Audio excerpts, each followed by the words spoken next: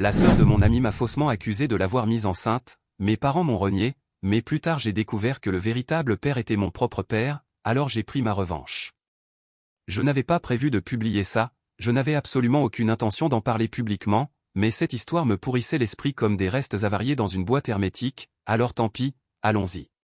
Tout a commencé il y a environ un an, à l'époque les choses allaient correctement, pas super, pas catastrophique, juste la vie normale. Je travaillais beaucoup, je restais principalement dans mon coin. J'avais un colocataire, Austin, qui est en gros un sweat à capuche ambulant plein d'opinions, mais il garde les choses tranquilles. Mes parents et moi n'étions pas proches, mais ça allait, les fêtes, les appels d'anniversaire, la chaîne de messages occasionnels où ma mère envoie des mèmes pas drôles. Mon meilleur ami depuis le collège, Dave, avait déménagé dans une autre ville pour le travail, mais on parlait encore de temps en temps. Sa petite sœur Jenny vivait toujours dans notre ville natale, bien que je la voyais à peine, on n'avait jamais été proches. Elle traînait toujours dans les parages quand on était gamin, mais elle était plus jeune et avait son propre univers, un peu excentrique, pas dans le mauvais sens, juste originale et inoffensive. Un jour, je reçois un message de Jenny, totalement sorti de nulle part. J'étais juste en train de finir le travail, je mangeais une pizza froide directement dans la boîte, et son nom s'affiche sur mon téléphone. Elle dit, « J'ai besoin de te dire quelque chose. » Je ne me suis pas méfié, j'ai pensé qu'elle s'était enfermée dehors ou qu'elle avait besoin d'aide pour un truc débile, comme déplacer une commode. Je réponds, « Quoi de neuf ?» Elle écrit, « Je suis enceinte. » Bon, un peu inattendu. Je tape félicitations, parce que dire d'autre, puis elle enchaîne avec, « C'est de toi. » Ma mâchoire s'est figée si fort que j'ai juré avoir déboîté un souvenir. Je suis resté là, à cligner des yeux devant l'écran comme si c'était une tentative de hameçonnage. Ma première réaction a été, « Quoi ?» Ensuite elle commence à écrire un énorme pavé pour dire qu'on a couché ensemble à une soirée il y a quelques mois, et maintenant elle est enceinte et je dois assumer mes responsabilités. Pause. Je n'ai jamais couché avec Jenny, pas une seule fois, même pas par accident, même pas une blague un peu osée, je ne l'ai jamais regardée comme ça. On n'a jamais été seuls ensemble, pas une fois. Ce n'est pas un trou de mémoire, c'est purement de la fiction. Je lui réponds, tu dois me confondre avec quelqu'un d'autre. Elle écrit, ne mens pas, tu cherches juste à t'en sortir. Là je commence à bouillir.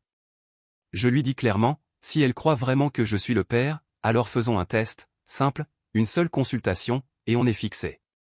Elle ne répond pas pendant environ 1 heure, puis revient avec tout un paragraphe disant que je veux lui causer du stress, que je me fiche de la santé du bébé, que je suis juste un autre lâche qui se cache derrière des tests et des échappatoires. Bien sûr, vouloir confirmer la paternité avant de m'engager à vie est désormais un défaut de caractère. Je lui dis, je ne dis pas que tu mens, je dis que tu pourrais te tromper ou être confuse ou quelque chose du genre. J'essayais de rester neutre, genre on va en rire dans 10 ans à un barbecue ou quelque chose comme ça. Non. Elle insiste, dit que je la manipule, que je sais exactement ce qui s'est passé à cette soirée, ce qui est faux parce que je n'y étais même pas. Ce week-end-là, j'étais hors de la ville et j'ai l'historique de localisation pour le prouver. Elle refuse le test, dit que c'est humiliant, dit que si je me souciais vraiment d'elle je me contenterais d'assumer. C'est là que j'ai compris que ce n'était pas une question de vérité, mais de contrôle. Elle ne voulait pas la vérité, elle voulait un nom à mettre sur l'acte de naissance et une histoire bien propre à raconter. Boum. Elle explose. Elle commence à écrire de longs messages furieux m'accusant d'être un lâche, disant que je l'abandonne, que je renie mon propre enfant et que je le regretterai toute ma vie. De l'énergie tout droit sortie d'un téléfilm. J'ignore ces messages. Je n'allais pas jouer au jeu des romans textos hystériques. Le lendemain, ma mère m'appelle, on aurait dit qu'elle venait d'assister à des funérailles militaires. Comment as-tu pu lui faire ça? J'ai éclaté de rire, j'ai dit, quoi? Apparemment Jenny avait contacté mes parents, leur avait dit que je l'avais mise enceinte et que j'essayais de disparaître, que je faisais semblant de ne pas me souvenir, que j'ignorais ses appels.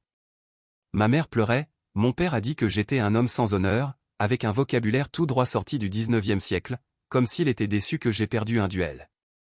Je leur dis que je ne l'ai jamais touché, je leur jure, je leur explique tout, pas de fête, pas de moment, aucune chance. Mon père répond, si elle dit que c'est toi, tu ferais bien de commencer à agir en homme et à assumer. Cette phrase m'a blessé plus que je ne l'aurais cru. Je ne suis pas un raté, j'ai toujours travaillé, toujours été droit, je ne leur ai jamais rien demandé à part un coup de main pour l'assurance voiture. Et soudain, je suis ce type qui ment pour éviter un bébé. Ils l'ont accepté comme si j'avais toute une vie secrète. J'ai essayé d'envoyer des captures d'écran, des historiques d'appels, même mon agenda montrant que je n'étais même pas en ville pendant la période qu'elle mentionne. Ça ne change rien, ils sont convaincus. Mon colocataire Austin m'entend crier au téléphone, il débarque avec un Capri Sun et un sachet de bretzel, comme si c'était une intervention. Ce mec a un cerveau de fumeur, mais d'une façon ou d'une autre, c'est toujours lui la personne la plus logique dans la pièce. Il m'écoute râler pendant 10 minutes, puis il dit juste « Mec, on dirait un scénario Netflix. Elle t'a carrément inventé une paternité façon fanfiction. » J'aimerais pouvoir dire que ça s'est arrêté là, mais non. Les messages continuaient d'arriver. Jenny a commencé à publier des trucs vagues en ligne, des trucs du genre « Je n'arrive pas à croire qu'il ne veut pas assumer », avec des émojis de bébés qui pleurent. Des gens ont commencé à m'envoyer des messages privés, même des amis communs ont commencé à prendre leur distance. Un gars m'a demandé si j'étais sûr de ne pas avoir fait un blackout ou quelque chose comme ça. C'est quoi cette question? Comme si j'avais somnambuliquement fabriqué un bébé. Je suis Jason Bourne maintenant? À chaque fois que je racontais la vérité, j'avais l'impression de plaider ma cause devant un jury plutôt que de simplement discuter. Personne ne voulait entendre la version ennuyeuse, ils voulaient du drame, et comme je ne leur en donnais pas, ils ont comblé les blancs eux-mêmes. Mes parents m'ont bloqué, littéralement bloqué leur propre fils. Je me souviens être resté assis par terre ce soir-là, même pas arrivé jusqu'à mon lit, juste assis dans le noir à tenir mon téléphone. Austin est rentré vers 1h du matin, il m'a lancé un pop-tart et m'a dit « On se lève à l'aube frère, ou quand tu veux pour ruiner des vies, dis juste le mot. » Ça m'a fait rire, pour la première fois depuis des jours, mais au fond de moi, je ne riais pas, je planifiais, en silence. J'ai arrêté d'insister après ça, je n'en voyais plus l'intérêt. À chaque fois que je parlais du test, elle partait en crise totale, comme si je l'agressais avec du papier. Alors j'ai laissé couler, en surface du moins, mais dans ma tête, j'ai commencé à tout mettre en place. J'ai cherché des avocats dans ma région qui traitaient du droit de la famille et des affaires de paternité. J'ai lu des avis, enregistré des numéros, je n'ai appelé personne tout de suite, je me contentais de récolter les infos, tranquillement, comme quelqu'un qui se prépare à une tempête que tout le monde ignore pendant qu'il bronze. J'ai lu que dans la plupart des États, une fois que le bébé est né, je peux déposer une demande auprès du tribunal pour exiger un test de paternité, peu importe si elle est d'accord ou non, peu importe si elle pleure. Si elle me désigne comme père et que je conteste, le tribunal intervient. J'ai mis des articles en favoris, pris des captures d'écran, j'ai même commencé à sauvegarder mes messages, tous les textos où elle disait que c'était le mien, qu'elle refusait un test, qu'elle m'insultait parce que je le demandais. Je ne savais pas si ça servirait, mais ça semblait important, comme des miettes de pain. Je n'ai rien dit à personne, même pas à Austin. J'ai juste attendu, tranquillement, patiemment, parce qu'une fois que cet enfant serait né, on ne ferait plus semblant. Parce que, aussi fou que cela puisse paraître aujourd'hui, ce n'était plus juste un malentendu étrange, c'était en train de devenir bien pire et bien plus personnel que je n'aurais jamais pu l'imaginer. 9 mois plus tard, j'ai appris que l'enfant était né, via la story Instagram de quelqu'un.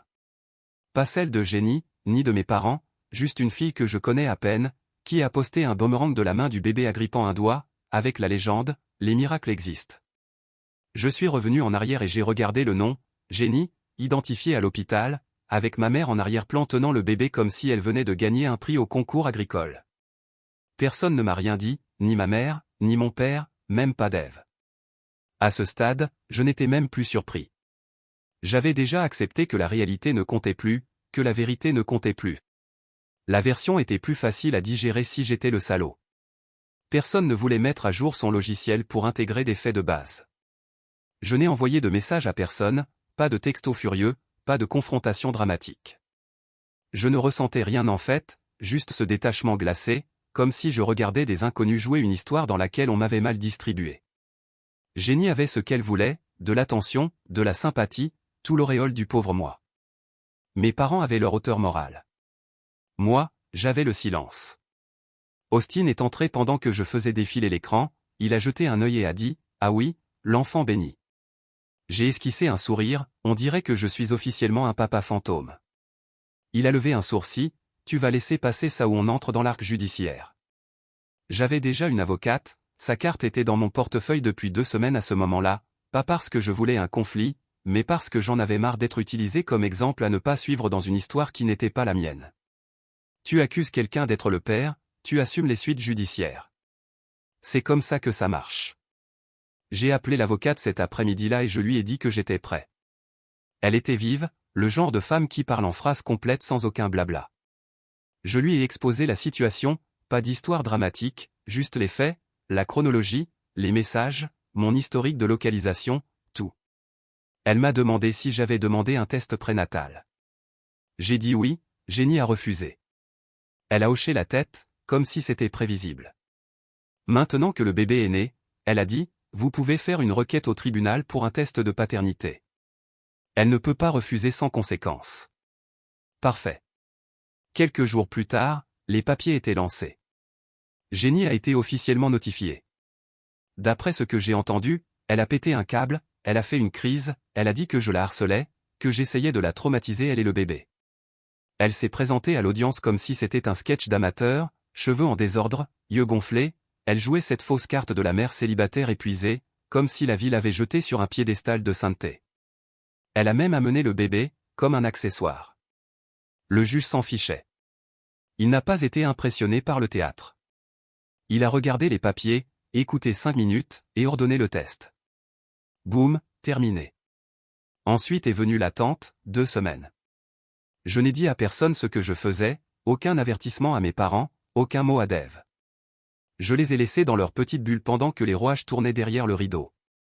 Austin m'a gardé sain d'esprit pendant l'attente, chaque jour, une nouvelle théorie, et si le bébé était le tien mais venu d'un univers parallèle, et si Jenny t'avait cloné à partir de ce jour où elle avait retrouvé ton vieux sweat chez Dave.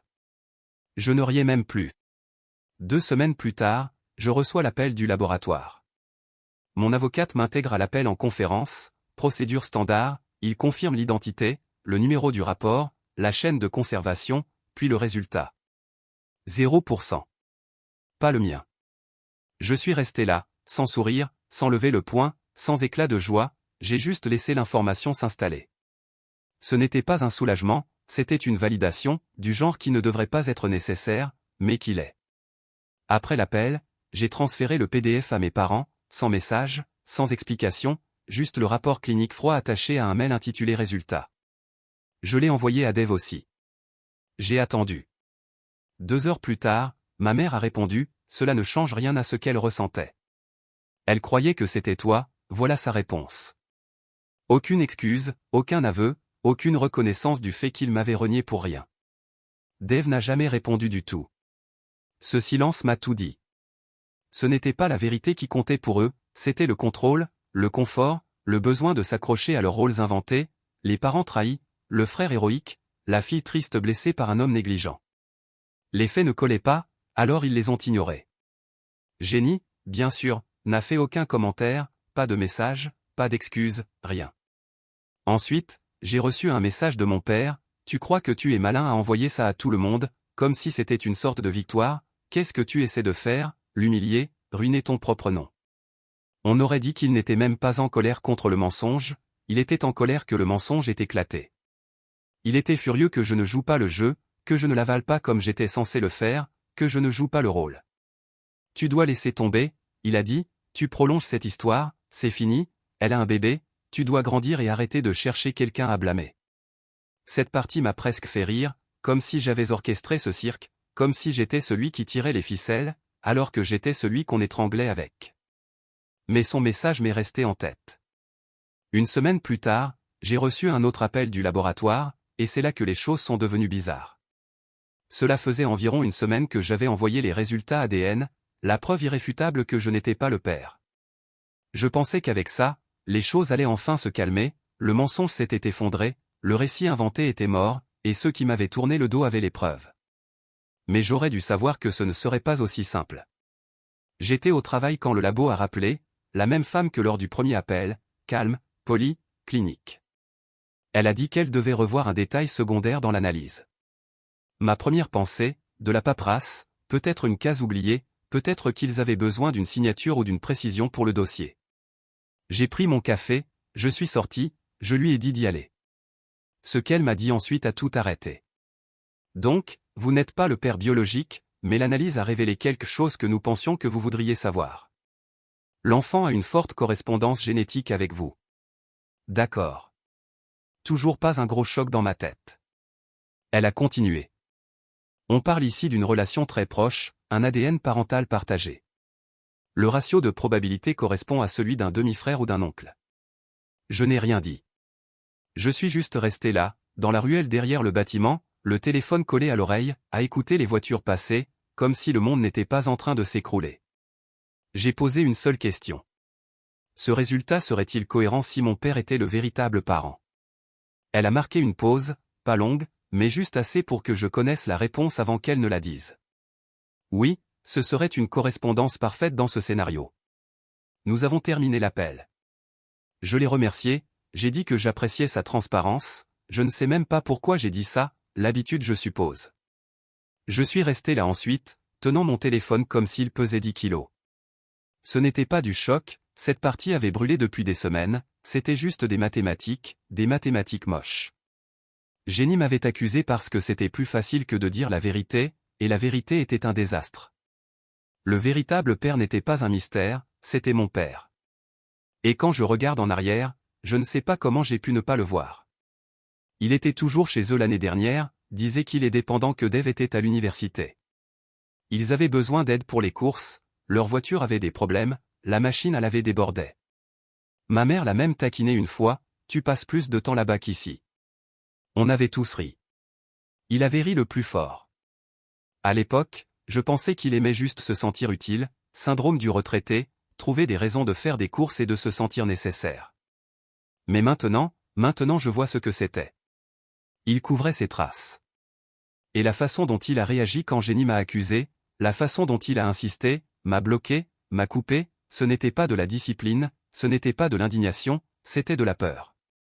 Il a vu le mensonge s'effondrer et il a essayé de m'entraîner avec. Il voulait que j'endosse l'accusation. Je n'ai rien dit à personne au début, ni à ma mère, ni à Dave, même pas à Austin. J'ai tout gardé à l'intérieur, comme une arme chargée avec la sécurité enlevée. Ma vie entière était déjà calcinée, autant contrôler le prochain incendie. Ce soir-là, Austin est entré pendant que je faisais défiler des messages, il a ouvert une canette de soda, s'est appuyé contre le comptoir et a demandé d'un ton désinvolte si le bébé avait déjà une moustache. J'ai répondu, ce n'est pas la mienne. Il a haussé les épaules, ouais, on le savait. Je l'ai regardé, mais elle est de ma famille. Là, il a levé les yeux, à quel point de ta famille, il a demandé. Pense à un niveau proche de Game of Thrones, j'ai dit. Il a cligné des yeux 2 fois, mec, me dis pas que c'est ton père. Il s'est assis lentement, comme si la gravité était devenue 10 fois plus lourde, puis il a juste dit, honnêtement, ça colle. Pas de drame, pas de cri, juste de l'acceptation. C'est pour ça qu'il était si intense, j'ai dit, pourquoi il a autant insisté. Ce n'était pas de la honte, c'était de la gestion de dégâts. Austin a hoché la tête, mâchonnant l'intérieur de sa joue comme s'il faisait les calculs dans sa tête. Il a essayé de refiler le gamin comme si c'était un colis Amazon, il a dit. Dégueulasse. Je suis resté silencieux. Je n'étais pas en colère, pas vraiment, j'avais dépassé ce stade. Quand tu réalises que quelqu'un en qui tu avais confiance est capable d'un truc pareil, les émotions ne te frappent même plus comme tu l'imaginais. C'est plutôt, ok, donc voilà qui tu es maintenant. Cool. Le lendemain matin, j'ai appelé mon avocate. Je lui ai demandé quelles étaient mes options si je voulais un test de paternité concernant mon père. Elle a marqué une pause, puis m'a expliqué les bases. Légalement, je ne pouvais pas l'y forcer, sauf s'il donnait son consentement ou si quelqu'un d'autre, comme ma mère, le demandait dans une procédure de divorce. Et là, j'ai compris. Je n'avais pas besoin de forcer quoi que ce soit. Il suffisait d'attendre le bon moment pour exposer la vérité. Alors j'ai changé de stratégie. J'ai recommencé à répondre aux messages de ma mère, rien de profond, juste des trucs du genre, j'espère que tu vas bien. J'ai gardé les choses polies, simples, normales. J'ai joué la carte du calme. J'ai même laissé mon père m'envoyer de l'argent à nouveau. Il a dit qu'il voulait m'aider à me remettre sur pied. Je l'ai remercié, je lui ai dit que j'appréciais, je l'ai laissé croire que tout était rentré dans l'ordre, que j'étais revenu dans les rangs. En parallèle, j'ai repris contact avec Dave. C'était une décision stratégique. Il est resté distant, confus, incertain, mais il a décroché quand j'ai appelé. Je lui ai dit que je ne lui en voulais pas, que je comprenais que tout ça avait été compliqué. J'ai joué la carte de l'ami patient. Je l'ai laissé parler. Il a mentionné que Jenny se comportait bizarrement, disait qu'elle ne laissait personne l'aider avec le bébé, qu'elle n'aimait pas qu'on pose des questions. Elle ne dit rien sur le père, il a dit un soir. On dirait qu'elle veut toujours qu'on croie que c'est toi, même maintenant. L'ADN dit que c'est quelqu'un de proche de moi, j'ai dit. Il n'a pas répondu tout de suite. Il est juste resté silencieux. C'est là que j'ai su qu'il soupçonnait. Peut-être qu'il avait déjà remarqué quelque chose entre Jenny et mon père, auparavant, peut-être qu'il l'avait enfoui, comme on enterre tous les trucs qu'on ne veut pas affronter. Alors j'ai continué. J'ai commencé à semer des graines, j'ai glissé que les résultats ne collaient pas, sauf si quelqu'un d'autre dans ma famille avait un secret à cacher. Il n'a pas protesté, il n'a pas nié, il a juste écouté. Et c'est là que j'ai commencé à planifier le dîner. Je n'allais pas confronter quelqu'un en privé, je n'allais pas crier, supplier ou balancer quoi que ce soit. J'allais réunir tout le monde dans une pièce et dire exactement ce qui devait être dit, preuve en main. Parce que les gens comme mon père n'avouent rien. Ils évitent, ils tordent, ils enterrent, mais ils ne confessent pas. Ils se font prendre.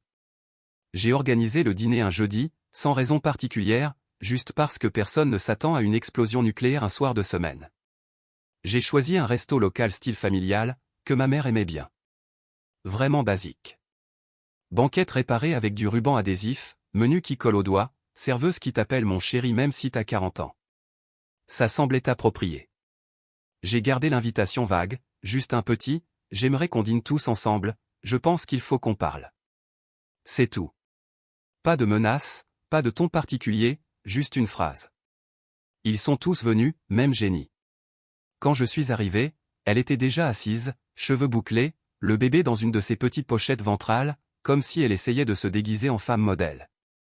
Elle m'a lancé un drôle de sourire nerveux, comme si elle essayait de faire naître l'innocence et la culpabilité en même temps, mais aucune des deux n'est venue. Mon père était juste à côté d'elle. Il n'a pas dit grand-chose, juste hoché la tête. Ma mère est arrivée en dernier et s'est assise en face de moi, les yeux méfiants, comme si c'était un piège, mais qu'elle ne savait pas pour qui. Dave s'est assis à côté de moi, raide comme un piquet, son genou tremblait tout le long. Personne n'a vraiment lancé de conversation, juste des petits commentaires étouffés sur les tâches ménagères ou le trafic, des phrases qui mouraient dès qu'elles naissaient. La serveuse est venue, on a commandé à manger. Mais on n'allait pas manger. 15 minutes après le début, je me sentais comme l'hôte d'un dîner hanté. Tout le monde faisait semblant. Jenny secouait le bébé comme si elle espérait marquer des points de maternité. Ma mère fixait sa serviette comme si elle y cherchait des réponses.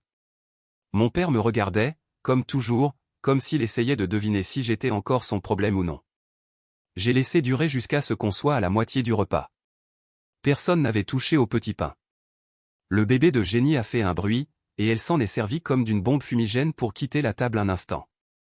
Elle est revenue quelques minutes plus tard, l'air bousculé et sacré. Je me suis levé, je n'ai pas raclé ma gorge, je n'ai pas tapé sur un verre, je n'ai pas porté de toast.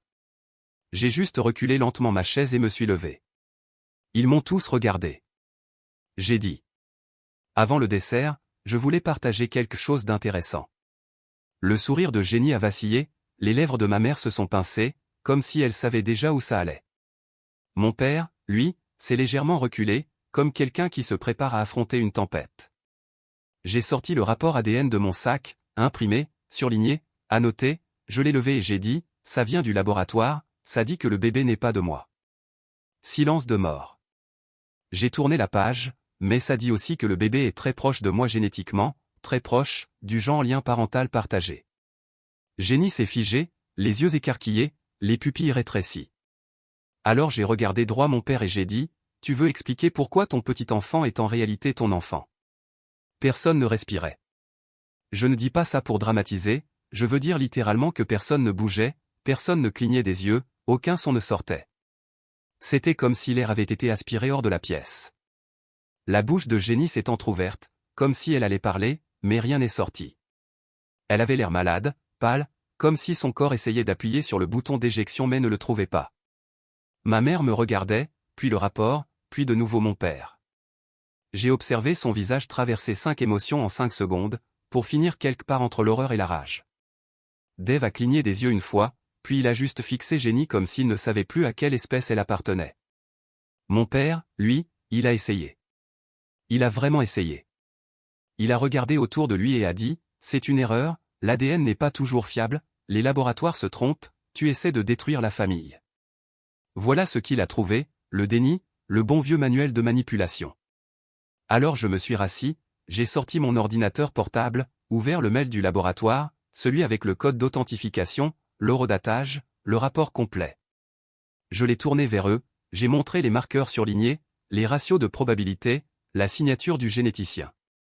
J'ai dit, j'ai payé un supplément pour la chaîne de conservation, ce n'est pas un frottis de pharmacie, c'est certifié et légal. C'est à ce moment-là que ma mère l'a giflé. Paume ouverte, en plein visage, fort, net. Des gens aux autres tables se sont retournés, la serveuse a laissé tomber un plateau. Elle n'a rien dit, elle s'est simplement levée, a pris son sac et est partie. Jenny a commencé à pleurer, bruyamment, en désordre, assez fort pour réveiller le bébé. Elle a attrapé le bébé, a marmonné quelque chose comme c'est tellement cruel, et a couru derrière ma mère. Mon père ne les a pas suivis. Il est resté là, avec ce regard, pas de la culpabilité, pas de la honte, juste un air vaincu, comme quelqu'un qui sait que c'est fini mais ne sait pas encore comment le retourner à son avantage. Dave s'est levé et l'a regardé, vraiment regardé, puis il a dit, ne me parle plus jamais. Il s'est retourné et est parti. Il ne restait plus que moi et mon père. 2 hommes, un mensonge, des décennies de faux-semblants. Il n'a rien dit, moi non plus. J'ai rangé mon ordinateur, posé un billet de $20 sur la table par habitude, et je suis sorti. Austin m'attendait sur le parking. Il avait apporté des snacks comme pour un film. Moi, je pensais déjà à la suite. Parce que ce que mon père a fait, ce n'était pas juste une trahison, ce n'était pas juste un échec moral ou ce qu'ils appelleraient un péché à l'église, c'était une fraude. À partir du moment où Jenny m'a accusé et qu'il l'a laissé faire, on entrait dans le domaine légal. Me nommer à tort sur un acte de naissance, c'est une fraude à la paternité. Laisser faire en connaissance de cause, c'est de la complicité. Et mon avocate, elle attendait ce moment. Jenny va recevoir une assignation pour fraude à la paternité, poursuite civile rétroactive, dommages et intérêts, frais juridiques. Et comme elle a fait cette déclaration dans un dossier financé par l'État, il pourrait aussi y avoir des accusations, dépôt de fausses déclarations avec intention malveillante. Mon père, si je peux prouver qu'il savait, et j'ai les messages, les captures d'écran, les chronologies, il est impliqué aussi. Mais je ne me précipite pas, je laisse respirer les choses. J'ai laissé la vérité éclater pendant le dîner. La partie légale, c'est le dessert. Et je ne fais que commencer. Donc oui, après le dîner, la grenade avait déjà explosé, mais les éclats n'étaient pas encore retombés, pas complètement.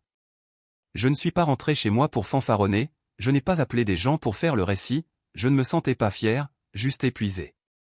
On pourrait croire qu'obtenir ce genre de conclusion donne un sentiment de victoire. Ce n'est pas le cas. C'est plutôt comme refermer le couvercle sur quelque chose qui puait depuis trop longtemps, nécessaire, mais pas satisfaisant. Mais voilà ce qu'il faut savoir à propos des mensonges traînés dans la lumière, une fois qu'ils sont exposés, les conséquences cessent d'être ton fardeau. Et je n'avais aucune intention de faire le ménage dans ce bazar. Ma mère a demandé le divorce moins d'une semaine après ce dîner. Je ne l'ai même pas su tout de suite, c'est Dave qui m'a envoyé une photo de l'acte déposé. Elle était allée directement au greffe du comté.